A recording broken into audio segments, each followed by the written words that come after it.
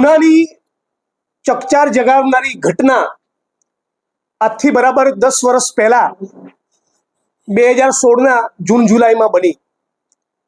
ઉનાની બજારમાં જાતે બની બેઠેલા કેટલાક ગૌરક્ષકો જે મૂળ તો અસામાજિક તત્વો હતા એ લોકોએ મોટા સમજદાર ગામના બાલુભાઈ સરવૈયા, એમના દીકરાઓ, એમના પરિવારજનોને જે ગાયનું સિંહે મારણ કર્યું હતું એ ગાયના નામે એમની ઉપર હિંસા કરી ઉનાની બજારમાં ધોળા દિવસે ગાડી સાથે બાંધી અમાનવી રીતે જાણે એમનો જીવ લઈ લેવાનો હોય, જાણે એમની હત્યા કે ખૂન કરવાનો હોય એવા આશયથી એક ષડયંત્રના ભાગરૂપે એમની ઉપર હુમલો કર્યો।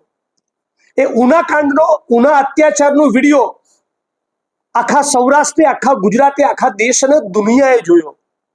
એને એટલા ગંભીર પ્રત્યાઘાતો પડ્યા કે વિપક્ષના અનેક નેતાઓ, સન્માનની રાહુલજી સહિત, એ ઉનાના પીડિતોને મળવા ગયા હતા। તત્કાલીન મુખ્યમંત્રી આનંદીબેન પટેલ પણ ઉના ગયા હતા। અમદાવાદથી ઉના સુધીની એક ઐતિહાસિક દલિત અસ્મિતા યાત્રા, 400 કિલોમીટરની પદયાત્રા, વાહન યાત્રા અમે પણ કરી અને 15મી ઓગસ્ટનો તિરંગો ઉનાની ધરતી પર લહેરાવ્યો હતો કે આ ઉના, આ ગુજરાત, આ દેશના ગરીબોનું, પીડિતોનું, શોષિતોનું, વંચિતોનું, દલિતોનું પણ છે। આજે ઘટનાને બરાબર 10 વર્ષ થયા। હમણાં 4 દિવસ પૂર્વે જ સમાજ કલ્યાણ વિભાગની બજેટમાં ભાગ લેતી વખતે મેં સરકારને સવાલ પૂછ્યો, સમાજ કલ્યાણ વિભાગના મંત્રીશ્રીને સવાલ પૂછ્યો કે આનંદીબેન પટેલે ઉના જઈને ઉનાના પીડિતોને જે વચન આપ્યા હતા, ફાસ્ટ ટ્રેક કોર્ટમાં કેસ ચાલશે, પીડિત પરિવારોને સરકારી નોકરી મળશે, ખેતીની જમીન મળશે, આમાંના એક પણ વચનનું પાલન કર્યું છે? સરકાર પાસે કે મંત્રી પાસે કોઈ જવાબ નહોતો।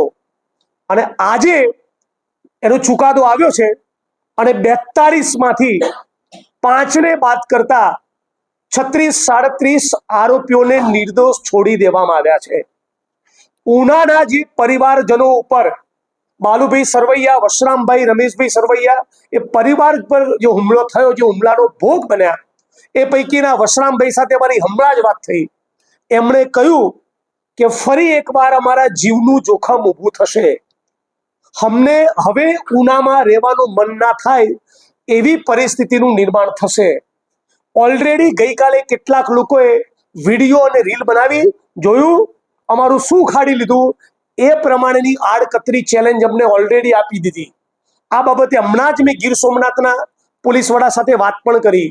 આરોપી, ઉના કાંડના આરોપી પૈકીના એક આરોપી ઉપર એવો પણ આરોપ છે કે છેલ્લા 15 દિવસ પૂર્વે ઉનાના જ એક પોલીસ કર્મચારીને પણ માર્યા। મતલબ કે રાજ્યનું પોલીસ અને પ્રશાસન આ પીડિત પરિવારો આત્મસન્માનપૂર્વક જીવન જીવી શકે એટલું સુનિશ્ચિત કરવામાં નિષ્ફળ ગયા છે। લગભગ પ્રત્યેક આરોપીને વશરામભાઈ સરવૈયા, બાલુભાઈ સરવૈયા, ભોગ બનનારા પરિવારોએ તમામે તમામ આરોપીને બરાબર ઓળખી પાડ્યા હતા અને જડબે સલાક જુબાની આપી હતી, અને છતાં 36-37 આરોપીઓને એ નિર્દોષ છોડી 5 વર્ષની સજા એ ફક્ત 5 લોકોને કરવામાં આવી છે। એટલે ઉનાના પરિવારજનોનું, ઉના કાંડના પીડિત પરિવારોનું કહેવું છે કે આ ચુકાવાથી એ ખૂબ નિરાશ થયા છે, ભાંગી પડ્યા છે। હું પણ આ આંદોલનનો એક હિસ્સો હોવાના નાતે સમગ્ર ગુજરાતની દલિત ચળવળ, આંબેડકરાઇટ ચળવળ વતી કહું છું કે અમને પણ આ ચુકાદાના પગલે ખૂબ નિરાશા સાંપડી છે, બહુ જ દુઃખ થયું છે।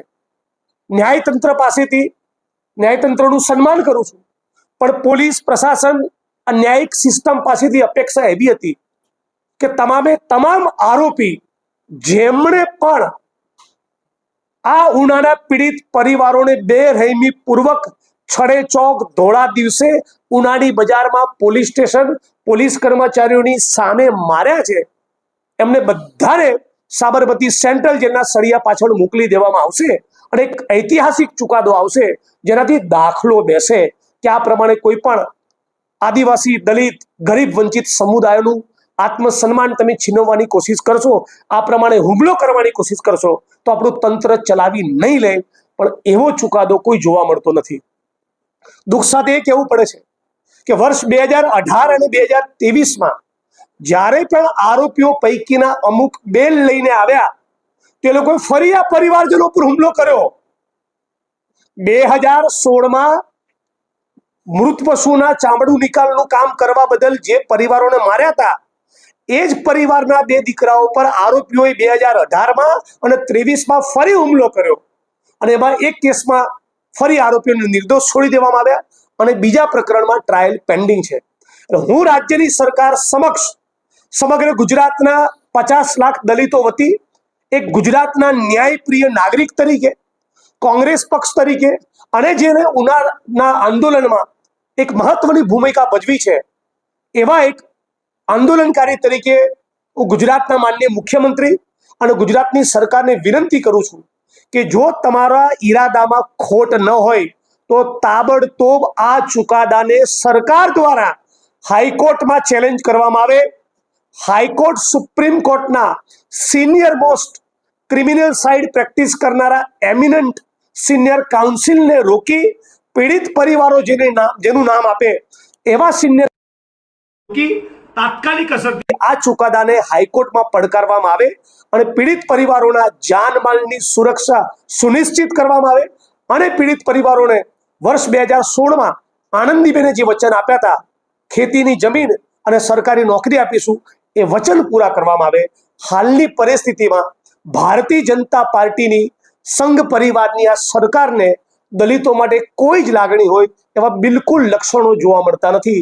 છતાં હું ઈચ્છું છું કે સરકાર આ ઘટનામાંથી સબક લઈ આપણા ગુજરાતમાં રવિશંકર મહારાજ, ઠક્કર બાપા, ઇન્દુલાલ યાજ્ઞિકના ગુજરાતમાં ફરી ઉનાકાંડ જેવી કોઈ ઘટના ન બને એ સુનિશ્ચિત કરવા સમાજમાં એક સબક જાય કે દલિત આદિવાસીઓના આત્મસન્માન સાથે ખિલવાડ કરવો એ નહીં ચલાવી લેવામાં આવે અને ફરી એકવાર બધા આરોપીઓની સામે કડક કાર્યવાહી ન્યાયતંત્ર કરે. એટલા માટે રાજ્યની સરકાર તાત્કાલિક અસરથી હાઈકોર્ટમાં આ ચુકાદાને પડકારે, એને ચેલેન્જ કરે, એની સત્તાવાર જાહેરાત કરે એવી હું અપેક્ષા રાખું છું. છેલ્લી બાબત, આ 20 તારીખે માનનીય મુખ્યમંત્રી ભૂપેન્દ્રભાઈની અધ્યક્ષતામાં એટ્રોસિટીઝ એક્ટના સુપરવિઝન અને મોનિટરિંગ માટે એટ્રોસિટી એક્ટમાં ઠરાવ્યા મુજબની 20 તારીખે ગાંધીનગર ખાતે એક મિટિંગ છે. એ મિટિંગમાં પણ હું મુખ્યમંત્રીને રજૂઆત કરીશ. પણ હું ઈચ્છું છું કે એની પૂર્વે સરકાર દ્વારા, મુખ્યમંત્રી દ્વારા જાહેરાત કરવામાં આવે કે ઉનાના પીડિતોને ન્યાય મળે એના માટે અમે કટિબદ્ધ છીએ અને નીચલી કોર્ટના ચુકાદાને હાઈકોર્ટમાં ચેલેન્જ કરીશું. સરકાર મદદ નહીં કરે તો આગળ શું? સરકાર મદદ નહીં કરે તો દલિત ચળવળ વતી, કોંગ્રેસ પાર્ટી વતી અમે હાઈકોર્ટ સુધી, સુપ્રીમ કોર્ટ સુધી ગુજરાત અને સુપ્રીમ કોર્ટના બેસ્ટ લોયરને અમારા તરફથી હાયર કરી આ ચુકાદાને અમે પડકારીશું, રોડ ઉપર પણ લડીશું અને કોર્ટમાં, હાઈકોર્ટમાં, સુપ્રીમ કોર્ટના દ્વાર પણ ખટખડાવીશું. પણ આત્મસન્માનની લડાઈમાં કોઈ જ કોમ્પ્રોમાઇઝ કરવાના નથી. કોંગ્રેસ પક્ષ દ્વારા મેં કોંગ્રેસ પક્ષના કાર્યકારી પ્રમુખ તરીકે કહું છું, બહુ નિરાશાજનક ચુકાદો પીડિત પરિવારને લાગ્યો છે તો અમને પણ નિરાશાજનક લાગ્યો છે. પીડિત પરિવારને સંતોષ થવો જોઈએ. જે લોકોએ માર ખાધી છે, જેમના આત્મસન્માનને ઠેસ પહોંચી છે એ પીડિત પરિવારો, બાલુભાઈ સરવૈયા, વશરામભાઈ સરવૈયા, રમેશભાઈ સરવૈયા અને અન્ય ભાઈઓ, એમને આ ચુકાદાથી બહુ જ આહત થયા છે.